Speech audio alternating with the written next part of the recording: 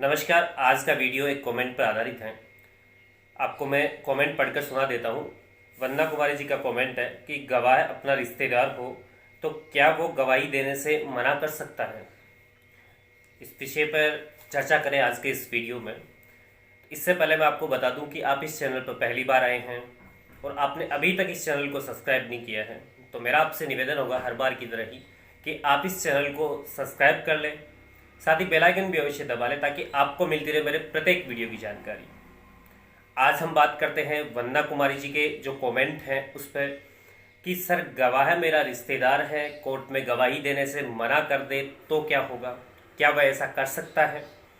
इसके इर्द गिर्द जितनी भी बातें हैं आज के इस वीडियो में उन सारे पहलुओं पर चर्चा करने वाले हैं।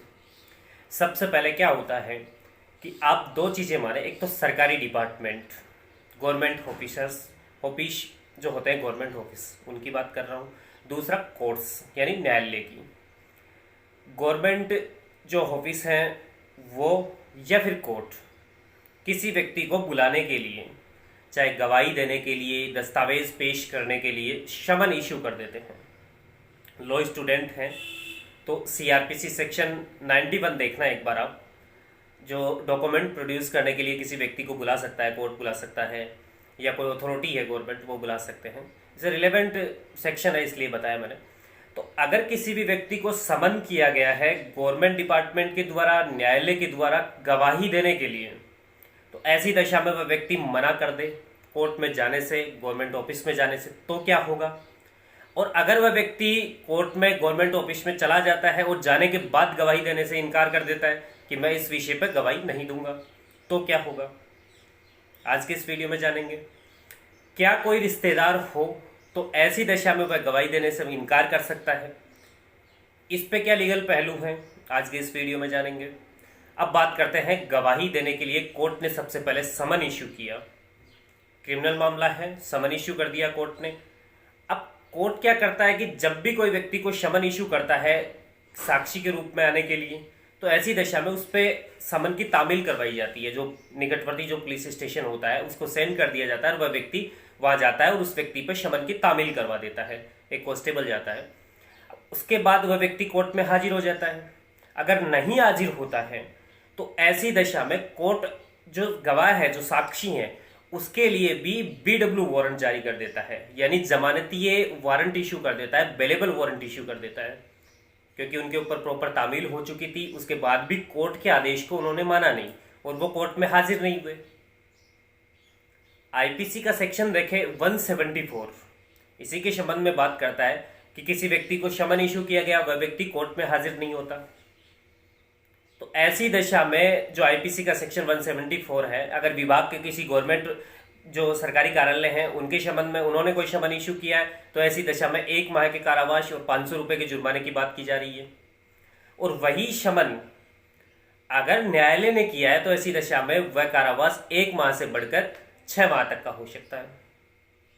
इस संबंध में आप जान लें, यानी सजा के प्रोविजन भी इस संबंध में है। अगर आप कोर्ट में हाजिर नहीं होते हैं, बतौर गवाह के रूप में आपको बुलाया गया है, तो ऐसी दशा में जो आईपीसी है, भारतीय दंड संहिता, जिसमें भारत के भीतर जो भी अपराध होते हैं उनके संबंध में व्यवस्था की गई है कि कौन सा अपराध किस कैटेगरी का होगा, क्या होगा, तो उसके तहत दंडनीय अपराध है ये।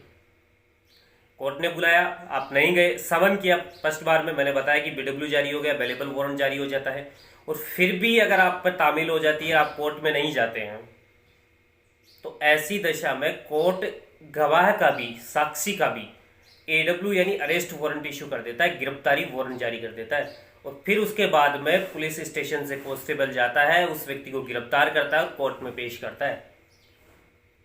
बाकायदा उसके बाद कोर्ट में रीजन पेश करने पड़ते हैं कि साहब इस वजह से मैं नहीं आ पाया हूँ। 446 की कोई कार्रवाई आपको मुचल के पेश करने के लिए कहा जा सकता है। फिर उसके बाद जैसे ही अरेस्ट करके लाया जाता है गवाह को, उसके बाद क्या होता है कि कोर्ट में गवाह पेश होता है और पेश होने के बाद रीजन पेश करता है। फिर कोर्ट को अगर सफिशिएंट प्रतीत होता है तो कि आप नेक्स्ट डेट पे आने के लिए, जो भी डेट है इस मामले में, आने के लिए मुचल के पेश करके जाओ, जमानती देके जाओ कि हाँ मैं उपस्थित हो जाऊंगा। तो ये सारी कार्रवाई गवाह के लिए भी की जा सकती है। बात यह आती है कि कोई रिश्तेदार है गवाह, गवाही देने से इनकार कर दे तो क्या होगा। अगर देखा जाए तो विधि का कोई आदेश था, उसे समन इशू किया गया गवाही देने के लिए, वह आता है कोर्ट में और आने के बाद मना नहीं कर सकता। मना करता है, सेम कंडीशन लागू हो जाती है। हाँ, एक चीज हो सकती है, वो अपने गवाही तो देगा, अपने बयान तो देगा, लेकिन वो बयान आपके पक्ष में दे दे, ये चल सकता है। यानी गवाह हॉस्टाइल हो सकता है लेकिन गवाही देने से इनकार कर दे, ऐसा नहीं हो सकता। इस संबंध में प्रोविजंस है भारतीय दंड संहिता में, उसे गवाही देनी होगी अगर समन इशू किया गया है तो ऐसी दिशा में, चाहे वह एक्यूज्ड का रिश्तेदार हो, भाई हो, बहन हो, कोई फर्क नहीं पड़ता, चाहे माता पिता ही क्यों ना हो। अगर गवाह के रूप में बुलाया गया है, गवाही देनी पड़ेगी। नहीं आता है तो मैंने इस वीडियो में बताया कि सर्वप्रथम शमन इश्यू होता है, उसके बाद बीडब्ल्यू हो जाता है, फिर उसके बाद एडब्ल्यू तक जारी कर दिया जाता है गवाह को अगर नहीं आता है कोर्ट में। और कोर्ट ने शमन किया, कोर्ट के शमन करने के बाद भी हाजिर नहीं होता, 174, 175 इनकी कार्रवाई कर दी जाती है। आईपीसी के सेक्शन है, इनकी कार्रवाई होती है उस व्यक्ति के खिलाफ। तो वंदना कुमारी जी, उम्मीद करता हूं कि आज के इस वीडियो के माध्यम से जो मैंने आपके सवालों के जवाब दिए हैं कि कोर्ट ने शमन किया और व्यक्ति हाजिर नहीं होता तो क्या हो सकता है, और गवाह आपका रिश्तेदार है तो क्या आपके पक्ष में गवाही देने से इनकार कर सकता है। तो जान ले कि इनकार तो नहीं कर सकता है लेकिन आपके पक्ष में गवाही दे सकता है। हॉस्टाइल हो जाएगा अगर आप एक्यूज्ड है तो ऐसी दशा में गवाह आपके पक्ष में दे देगा कि मैं इस घटना से मेरा कोई संबंध नहीं है, मैं नहीं जानता हूँ इस घटना के बारे में, पुलिस ने मेरे झूठे बयान लेखबद्ध किए हैं, कुछ भी कर देगा, हॉस्टाइल हो जाएगा उस समय। लेकिन गवाह के रूप में हाजिर होना पड़ेगा, बयान देना पड़ेगा उसे। नहीं देगा तो फिर कार्रवाई अमल में लाई जाएगी उसके खिलाफ, ये प्रोविजंस हैं। तो उम्मीद करता हूँ आप सब लोग भी जो इस वीडियो को देख रहे हैं इस विषय को भली भांति से समझ गए होंगे। और अगर आप भी चाहते हैं कि मैं किसी विषय पर वीडियो बनाऊं तो मुझे वंदना कुमारी जी की तरह आप भी कमेंट कर दीजिए, मैं भी आपके विषय पर वीडियो बनाऊंगा। धन्यवाद।